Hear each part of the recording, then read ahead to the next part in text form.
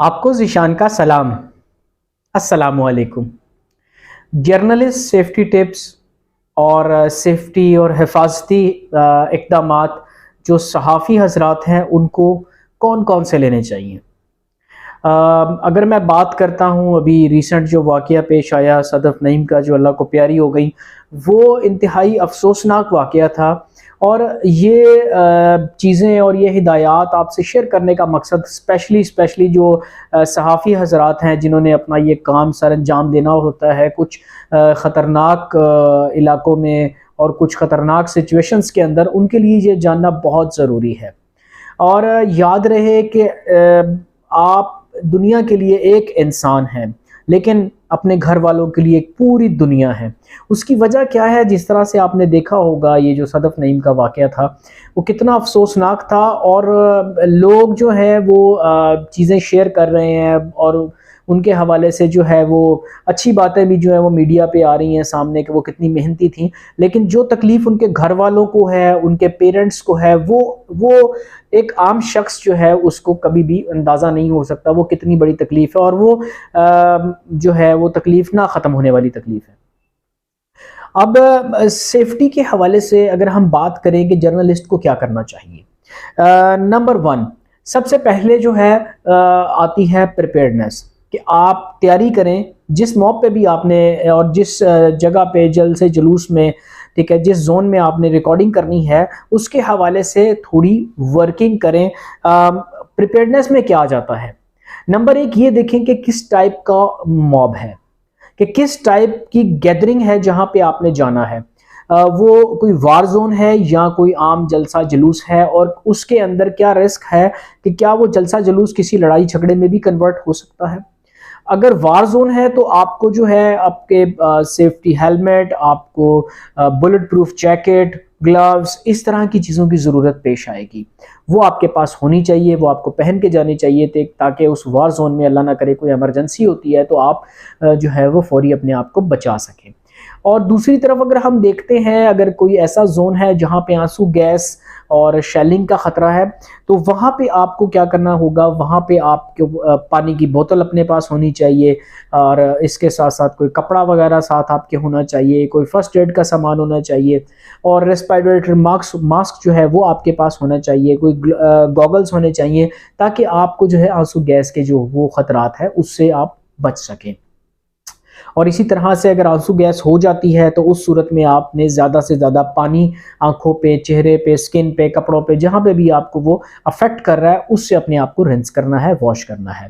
तो इसके लिए बेहतरीन अमल ये है कि आपके पास एक छोटा-सा बैग हो जो आपने अपना शोल्डर्स पे पहना हो, और उसके अंदर ये जो फर्स्ट एड का सामान, वाटर बॉटल, फ्लैश लाइट, और इसके साथ-साथ रेस्पिरेटर मास्क, और ये कुछ चीज़ें जो हैं ये आपके उस बैग में होनी चाहिए।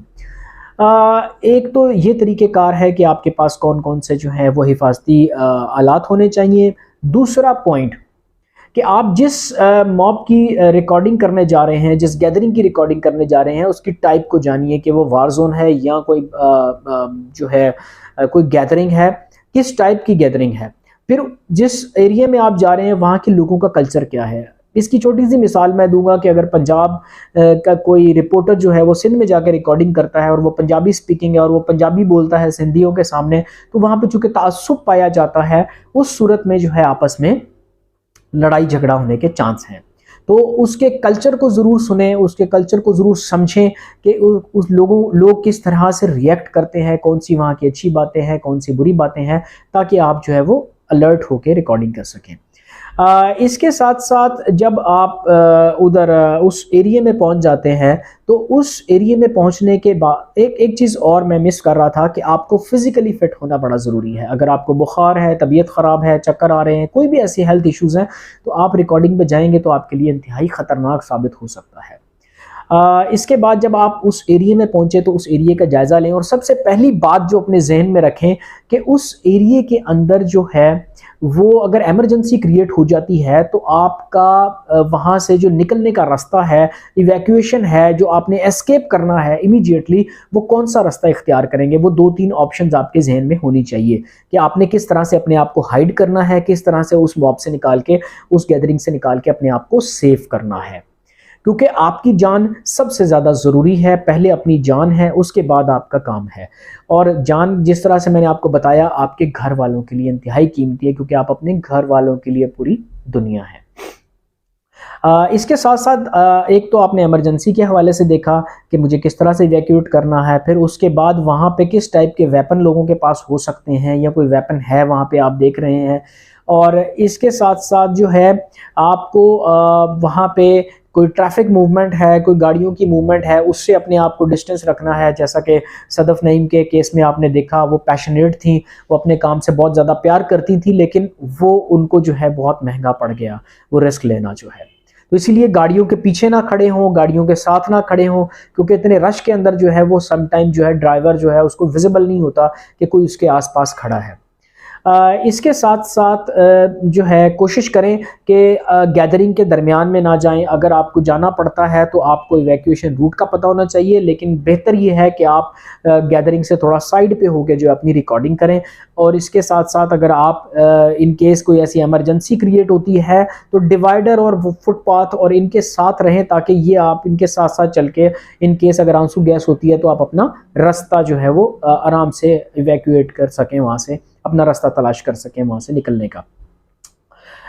इसके साथ साथ सिचुएशनल अवेयरनेस और मेंटली और इमोशनली तौर पे रेडी रहें कि कुछ भी गलत हो सकता है वहाँ पे। और आप जिस टाइम अपना अपने काम में मगन है, पैशनेट है, अपने कान और आंखें उसका ख्याल रखें कि आपके जो इर्द गिर्द में सराउंडिंग में लोग सरगोशियाँ कर रहे हैं और जो एक्टिविटीज़ हो रही हैं, अगर आपको लगता है कि यहाँ पे आपको इवैक्यूएट करना है, यहाँ पे आपको वो मौका आ गया है कि अपनी रिकॉर्डिंग बंद करनी है, तो आप बंद करें और अपनी जान को बचाएं वहाँ से। तो ये कुछ हिफाजती इक़दामात हैं जो आपके जहन में होने चाहिए, जिनको आपने उस मॉब में जाने से पहले, उस गैदरिंग में जाने से पहले, उस वार जोन में जाने से पहले ज़रूर एसेस करना है, क्योंकि आपकी जान बहुत कीमती है और ज़िंदगी एक बार मिलती है, बार बार नहीं मिलती। अगर आपकी ज़िंदगी है तो आप अपना काम जो है उसको कंटिन्यू कर सकते हैं, अगर ज़िंदगी नहीं तो काम का क्या करेंगे।